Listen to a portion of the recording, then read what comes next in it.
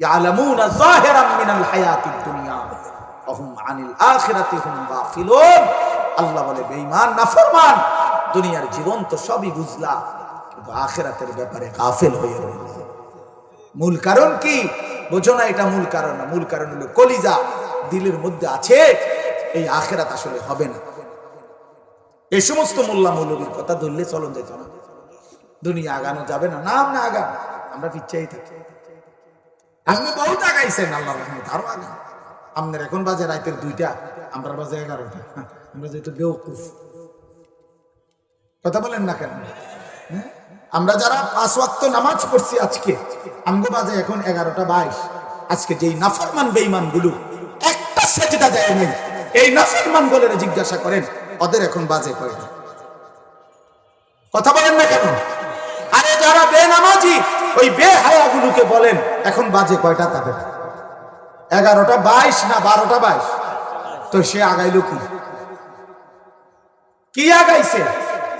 একজন হারামখোরকে বলেন তুমি কি আগাইছো? ইমানদার কোথায় পিছায় গেছে? আমার যদি আজকে শুক্রবার হয়, নাফরমানের কি আজকে রবিবার, তো তুমি কি আগাইলা? কি আগাইছো? কি ভাত? আমি কি 2 প্লেট খেলে তুমি 6 বালতি দিয়ে ভাত খাইছো? কি খাইছো তুমি? কি দুনিয়া বেশি ভোগ করে ফেলল? কি পৃথিবী বেশি বুঝে ফেললা? দুনিয়া কি বেশি ভোগ করে? হ্যাঁ, এজন্য বাপ বুঝতে শেখে, নিজের চালাক ভাইবেন না। নাফরমান চালাক হয় না, কোন পাপী চালাক না, কোন হারামখোর চালাক হয় না, কোন অবাধ্য চালাক হয় না, কোন মদখোর নেশাখোর চালাক হইতে পারে না, কোন নারী লোভী জিনাকার ব্যভিচারী চালাক হইতে পারে না। বুদ্ধিমান না, ও বোকা, আহম। কোন সুদখোর কিস্তিখোর হারামখোর ও বুদ্ধিমান না, খোদার কসম, ওই আহম, ওই বেওকুফ, ওই নিজের পায়ে নিজে কুড়াল মারতেছে। সামান্য দুনিয়া বেটা। আরে দুনিয়া জিতলেও, আমি কিতাবে পড়ছি, দুনিয়া মুফতি শফি রহমাতুল্লাহ বলছে, হে আল্লাহর বান্দা মনে রেখো, দুনিয়া যদি তুমি জিতেও যাও তারপরেও মরে যাও। 1,000 কোটি না, লক্ষ হাজার কোটি টাকার, মিলিয়ন মিলিয়ন ডলারের মালিকও যদি হও, মরেই যাবে। তো লাভ হইল কি? লাভ হইল কি?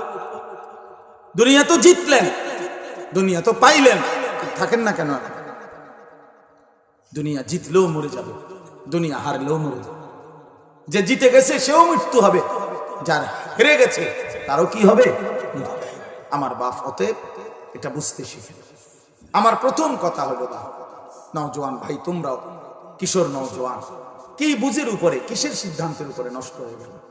তোমরা যারা নামাজ পড়ো না ভাইয়া, আমার একটা যুক্তি বলো, যে আমি এই যুক্তির আলোকে সিদ্ধান্ত নিছি যে নামাজ না পড়লে আমার এই ফায়দা, এই উপকার। প্রিয় বন্ধু বলো, আমি জেনারেল লাইনেও পড়ালেখা করছি, মাদ্রাসার লাইনেও পড়ছি, আমি কওমি মাদ্রাসায়ও পড়ছি, সরকারি আলিয়া মাদ্রাসায়ও পড়ছি, কুমিল্লা ভিক্টোরিয়া কলেজ থেকে মাস্টার্স পাস করছি, এসএসসি বিজ্ঞান বিভাগ থেকে এসএসসি পাস করছি, সায়েন্স থেকে। এই জন্য বলো ভাই, আমার বুঝে আসবে? হ্যাঁ, কি বেশি বুঝা লাগে? কি বুঝের উপরে, কি সিদ্ধান্তের উপরে হারাম খাচ্ছেন? যারা সুদ খাচ্ছেন কিসের উপর, মানে কি বুঝাইছেন? সংসারের সমস্ত প্রয়োজন শেষ করে দিয়ে যেতে পারবেন? ছেলে মেয়ে তো কিসের উপরে এবার নাফরমানি করলেন? ইনসাফ করে বলেন। যারা 1 ওয়াক্ত নামাজ পড়েন না বাপ, কি ফয়সালার উপর? আল্লাহকে ছেড়ে দিলেন, আল্লাহকে প্রত্যাখ্যান করলেন। হ্যাঁ, কি মস্কারি করলেন বলে? শুধু শুক্রবারে 2 রাকাত জুমার নামাজ যারা পড়েন, আপনারে কোন ইবলিসে বলছে যে একজন মুসলমানের উপরে শুধু শুক্রবারের নামাজ ফরজ? এটা পৃথিবীর কোন কিতাবে তো নেই। আসমানের নিচে জমিনের উপরে এমন কোন কিতাবে তো নাই যে একজন মুসলমানের উপরে শুধু শুক্রবারের জুমার নামাজ ফরজ। এমন কথা তো আমরা পাই না।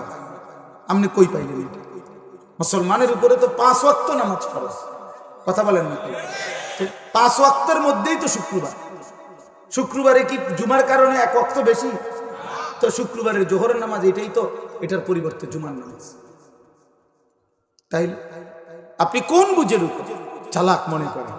হ্যাঁ, একটা 20-এ মসজিদে ঢোকে, একটা 35-এ আবার 40 না বাজতে বের হয়ে যায়। আরে বাপরে, খুব বুদ্ধিমান, খুব।